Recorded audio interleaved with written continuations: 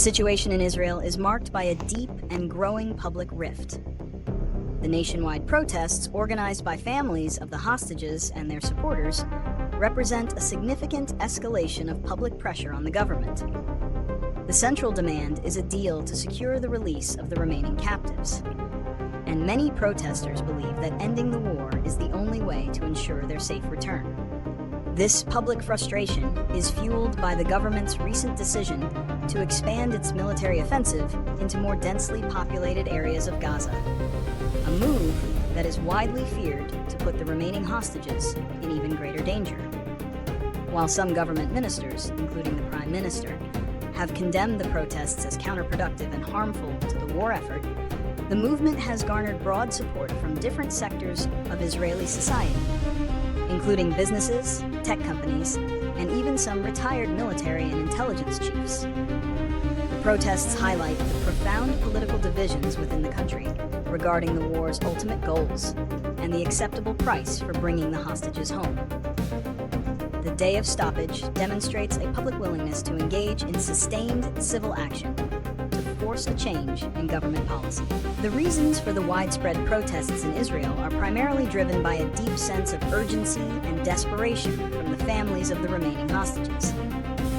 They fear that a prolonged war, and particularly the government's plans for an expanded military offensive, will further endanger the captives' lives and make their return impossible. Recent videos of emaciated hostages have heightened these fears, pushing families to take more drastic measures. Beyond the hostages, a growing segment of the Israeli public believes that a military solution alone is not working, and that a political deal is necessary to end the war and bring the captives home. This sentiment is shared by many, including some retired military and intelligence officials, who have voiced concern over the government's strategy.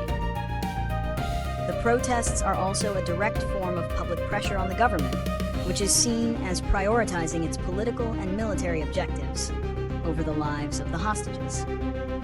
The demonstrations reflect a fundamental disagreement within Israeli society about the ultimate goals of the war and the price that should be paid for the hostages' release. The consequences of these widespread protests are significant and could fundamentally alter the political landscape in Israel. The most immediate impact is a deepening political crisis for Prime Minister Benjamin Netanyahu. He is under immense pressure from two opposing sides: the protesters demanding a deal and an end to the war, and the far-right members of his coalition, who have threatened to topple his government if he agrees to any deal that leaves Hamas in power. This makes it incredibly difficult to navigate a path forward. Furthermore, the protests are exposing and deepening the divisions within Israeli society. What started as a unified response to the October 7th attacks has splintered into competing visions for the country's future. Protesters are not just calling for the release of hostages, but for a fundamental reassessment of the government's strategy and priorities.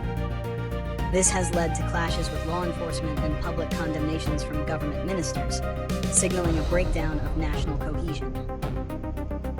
Finally, the protests could have a direct impact on the war itself. While the government has so far resisted the pressure, a sustained and growing protest movement could force a change in policy, potentially leading to a new hostage release deal or a different approach to the military campaign. The two most widely discussed solutions to the Israeli-Palestinian conflict are the two-state solution and the one-state solution. The two-state solution, which has long been the basis of international peace efforts, proposes the creation of an independent Palestinian state alongside the State of Israel, based on the 1967 borders with mutually agreed-upon land swaps. This solution would allow for two separate, sovereign states with Jerusalem potentially serving as a shared capital. Supporters argue it's the only way to ensure both peoples have self-determination and security. Alternatively, the one-state solution calls for a single, unified state encompassing all of Israel, the West Bank, and Gaza, with equal rights for all citizens, regardless of their ethnicity or religion. Proponents believe this would address the reality on the ground and provide a more just outcome for Palestinians, while opponents, particularly Israelis, fear it would end Israel's identity as a Jewish state and lead to perpetual conflict. Other, less discussed solutions include a confederation model or the autonomy plus approach, though these are not as widely endorsed.